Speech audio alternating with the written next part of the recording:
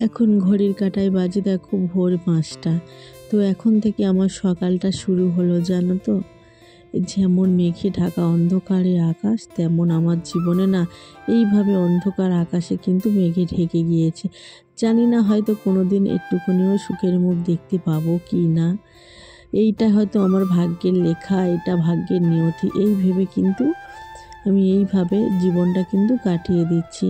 দেখো এদের কেউ নেই, এরা কিন্তু দেখো সকাল হলে রাস্তার সামনে এভাবে আমাদের দোকানের সামনে কিন্তু এসে দাঁড়িয়ে থাকে শুধুমাত্র খাবারের জন্য। আবার দেখো একটা বিড়ালও এসছে, জানি না কোথাকার বিড়াল। তো কয়েকদিন ধরে না ওকে ভাত দিচ্ছি, বিস্কুট কেটে দিচ্ছি, ও কিন্তু খেতে পারছে না। ঘরে ছিল আধখানা রুটি, ওকে দেখো ছেড়ে দিলাম, যদি খেতে পারে। খিদের জ্বালায় দেখো খাচ্ছে। আমার ঘরের কাজগুলো সমস্ত কিন্তু সারা হয়ে গিয়েছে, শুধুমাত্র ঝাঁটটা দেওয়া বাকি আছে। জামা কাপড়গুলো কিন্তু সার্ফ দিয়ে ভিজিয়ে রেখে গিয়েছি। এখন আমি একটু হাঁটতে যাচ্ছি। তো চলো ফিরে এসে দোকান খুলবো। তো কি করছি না করছি আবার সেটা তোমাদের সাথে শেয়ার করবো, চলো। ওই রকমই জানো তো, মানুষের যখন কেউ আশেপাশে থাকে না, শুধুমাত্র এক মুঠো খাবারের জন্য তাকে কিন্তু যত দুঃখ কষ্টের পথটাও বেছে নিতে হয়।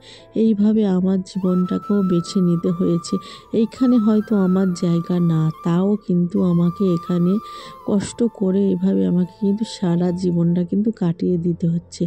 আজ আমার মা বাবা আছে, বোন আছে, সবাই আছে, কিন্তু জানো তো আজ আমি অনাথ। আমার পাশে কিন্তু কেউ নেই, জানি না কেন কেউ থাকে না, হয়তো আমি এতই বড় খারাপ।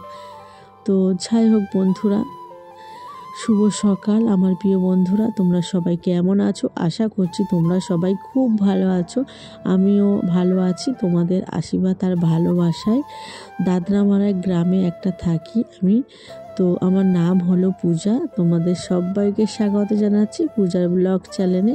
আশা করছি ভিডিওটা তোমরা প্রথম থেকে শেষ পর্যন্ত দেখবে।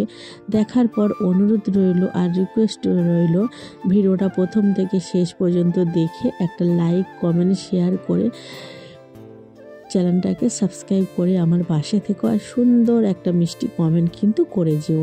এই রিকোয়েস্টটা তোমাদের কাছে থাকলো, অবশ্যই তোমরা এই রিকোয়েস্টটা রেখো।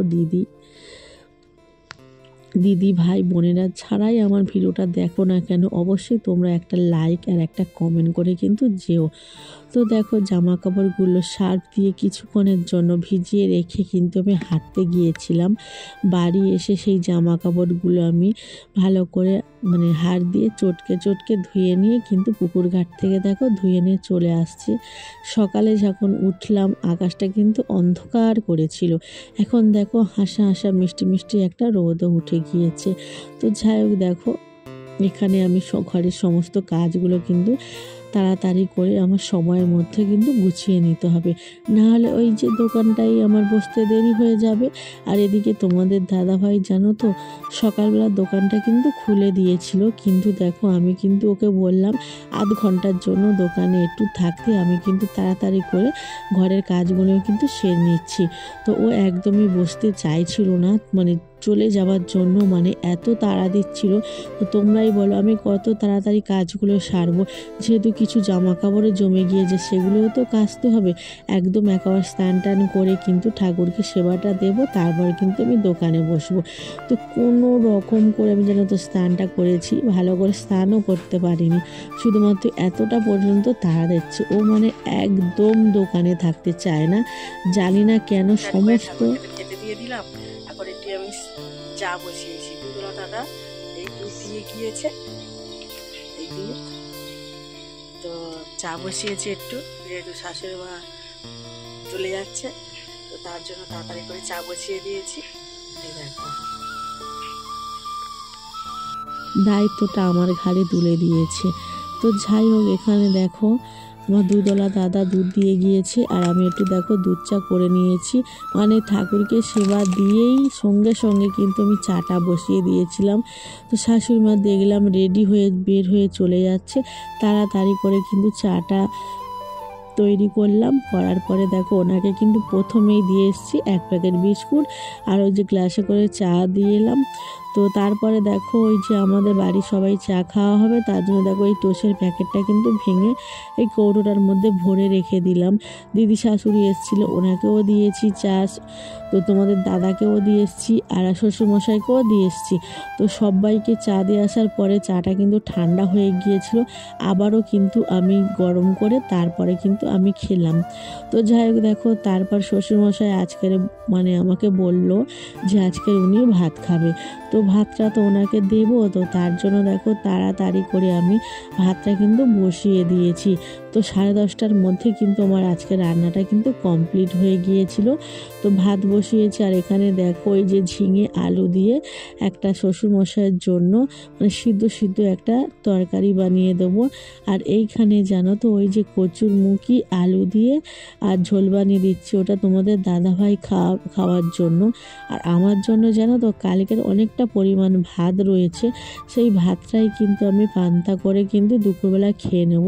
আর আজকের ভাত যখন বসিয়েছিলাম একটা আলু সিদ্ধ ভাতের মধ্যে দিয়েছিলাম, যাতে আলু সিদ্ধটা দুপুরবেলা মেখে আমি পান্তা খেতে পারি।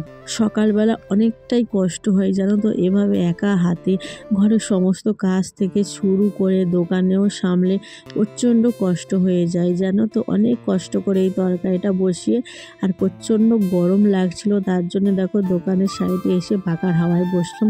আর এদিকে দেখো বৃষ্টিও শুরু হয়ে গিয়েছে, কিন্তু আকাশটা কালো করেনি, তাও কিন্তু টিপটিপ করে বৃষ্টি পড়ছে।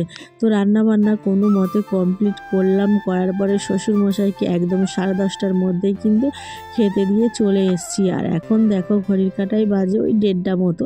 তো এখন তোমাদের দাদাভাইয়ের জন্য ভাতটা বেড়ে নিলাম, আর মেয়েকে তো আগেই আমি খাইয়ে দিয়েছি, সেটা আর ভিডিও করা হয়নি।